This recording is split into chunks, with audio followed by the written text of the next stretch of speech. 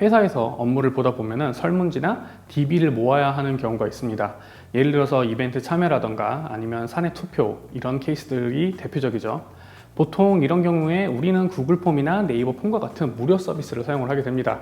저도 마찬가지고요. 저는 이러한 폼 서비스들 중에서 구글 폼을 제일 많이 적극적으로 사용을 합니다. 그 이유는 굉장히 쉽고 직관적이기 때문인데요.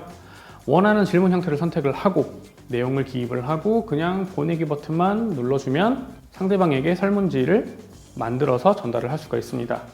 하지만 문제는 이렇게 그냥 기본적인 형태로만 이용을 하게 되면은 원하는 형태의 데이터 값을 설문자가 기입하지 않을 수도 있습니다. 예를 한 가지 들어볼게요. 전화번호를 입력을 해야 하는데 010-1234-5678 이런 형태로 하이픈이 있는 형태죠. 이런 형태로 입력이 되어야 되는데 실제 설문지 앞자리 0까지 들어가서 나중에 데이터를 이제 뽑아내기가 수월해집니다. 근데 하이픈 없이 그냥 입력을 하시는 분들이 되겠죠.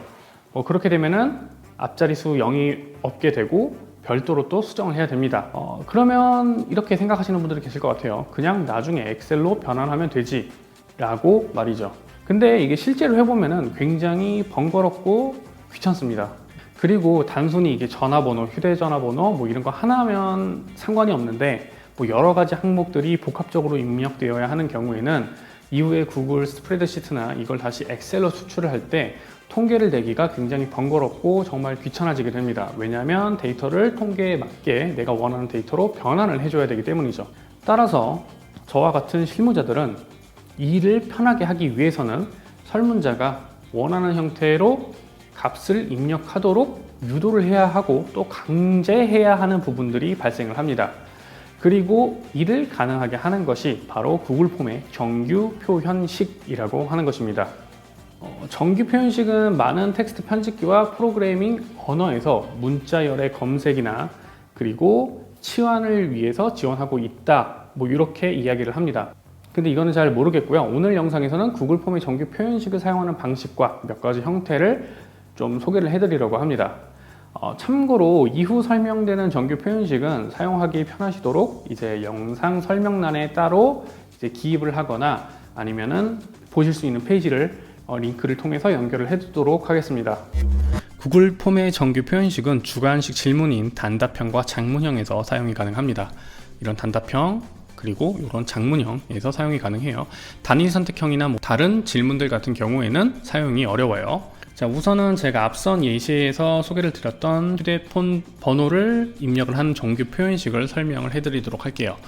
일단 여기 예시가 있지만 그대로 한번 따라해 보도록 하겠습니다. 여기서 단답형 질문 그리고 연락처를 입력해 주세요를 입력을 해주고 그 다음에 응답 확인 하단 메뉴에서 응답 확인을 선택을 해줍니다. 그러면 이런 식의 창이 하나가 떠요. 그 다음에 정규 표현식을 선택을 해주면 됩니다. 그리고 요거는 일치로 맞춰주고 표현식을 입력을 해주면은 해당 표현식에 맞는 양식만 입력이 가능하도록 세팅을 할 수가 있습니다. 그럼 완성된 예시를 한번 보도록 할게요. 연락처를 입력해 주세요. 하이픈을 입력해 주세요. 이런 식으로 설명이 꼭 들어가 주면 좋겠죠.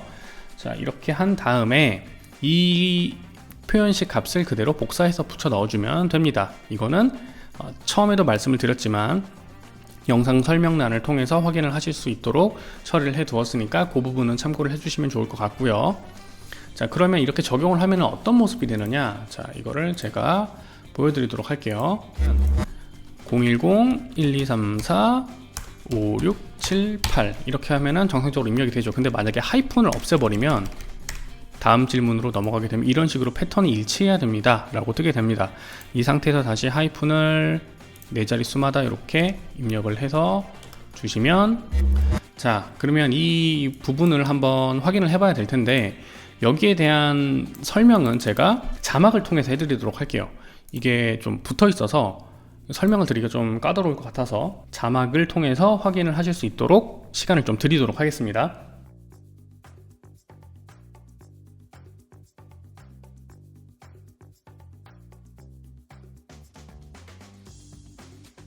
자, 보셨던 내용을 기반으로 해서 하나씩 다시 좀 더 설명을 드리면은 이 하이픈 다음, 요게 하이픈이거든요. 확대를 해서 볼까요? 자, 요 하이픈 앞에 있는 이 앞자리 3개에는 앞번호 3자리, 그 다음에 하이픈 뒤에 있는 요거는 중간 번호, 그리고 하이픈 뒤에 있는 요거는 4자리 번호로 표기를 해줍니다. 근데 보면은 이게 이 3, 4라고 써져 있는 게 있잖아요. 숫자를 3자릿수 혹은 4자릿수로 입력이 가능하다라는 걸 의미를 합니다. 자, 그러면은 그 아래에 있는 문자를 기반으로 한 정규 표현식을 한번 살펴보도록 할게요. 마찬가지로 자막을 통해서 소개를 해드릴 거고요.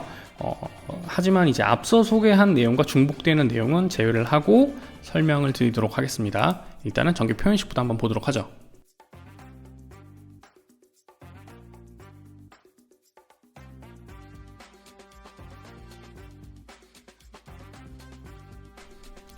자, 보시면 정규 표현식이 생각보다 굉장히 긴데 이 부분을 조금 풀이를 다시 해서 드릴게요. 자막으로 보셨긴 했지만 말로 한 번 더 설명을 드리도록 하겠습니다.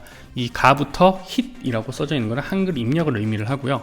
1부터 14 지금 보면은 요거는 이제 최소 한 글자 이상 최대 14글자 이하까지 입력이 가능하도록 설정을 해 놓은 겁니다. 요거는 앞선 내용과 중복이 되는데 제가 한 번 더 말씀을 드릴게요. 그리고 키보드에 보시면 이제 원화 표시 있죠? 그 표시입니다. 그 뒤에 S가 붙으면 공백을 의미를 하고요. 그렇기 때문에 이건 띄어쓰기를 의미를 합니다. 그 다음에 일자형 막대기 바 같은 경우에는 또는, 그러니까 프로그래밍 언어로 따지면은 뭐 5어를 의미를 하는데 이거는 입력 조건이 2가지 이상인 경우에 사용을 해요. 자, 이거를 왜 이렇게 두었냐 하면은 땡땡시 땡땡동 또는 땡땡시 땡땡구 형태로 입력을 해달라고 표기를 해놨잖아요. 만약에 땡땡시 땡땡동만 입력이 되도록 한다면은 이 짝대기 뒤에 있는 이 내용을 다시 갈아 엎어주거나 삭제를 해주면 됩니다. 그러면은 땡땡시 땡땡동만 입력이 되도록 되어 있어요. 자, 그리고 그 뒷자리 보면은 9가 있고요. 그리고 시 뭐 이런 식으로 있죠. 이게 무조건 들어가야 된다는 거예요. 그러니까 예를 들어서 고양시 고양동이라고 가정을 해볼게요. 그러면은 고양동 이건 입력이 안 된다는 거예요. 예시를 제가 한 번 더 보여드릴게요. 고양동 그러면 입력이 안 되죠. 근데 여기다가 시를 붙여주게 되면 제대로 입력이 되는 걸로 확인을 할 수가 있습니다. 이런 식으로 활용을 하게 되면은 나중에 지역을 나누기도 편해지고 간단해지게 되겠죠. 그리고 이러한 정규 표현식을 활용을 하게 되면은 이메일에 대한 정규식도 만들어낼 수가 있습니다. 이거는 이런 식으로 만들면 되겠죠.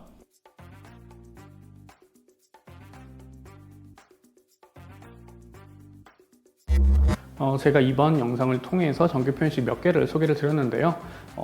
이것 외에도 굉장히 많이 있습니다. 하지만 제가 오늘 소개드린 것만큼은 좀 알아두시면 굉장히 수월하게 다양하게 응용을 할 수가 있다고 생각을 합니다. 지금 소개드린 2가지가 제가 실제로 업무를 볼 적에 제일 많이 사용을 하고 있는 것이고요. 소개를 드리게 되었습니다. 근데 정말로 중요한 부분이 있습니다. 정규 표현식은 실무자가 편리한 것이지 실제로 설문지를 작성하는 설문자가 편한 것은 아니라는 거예요.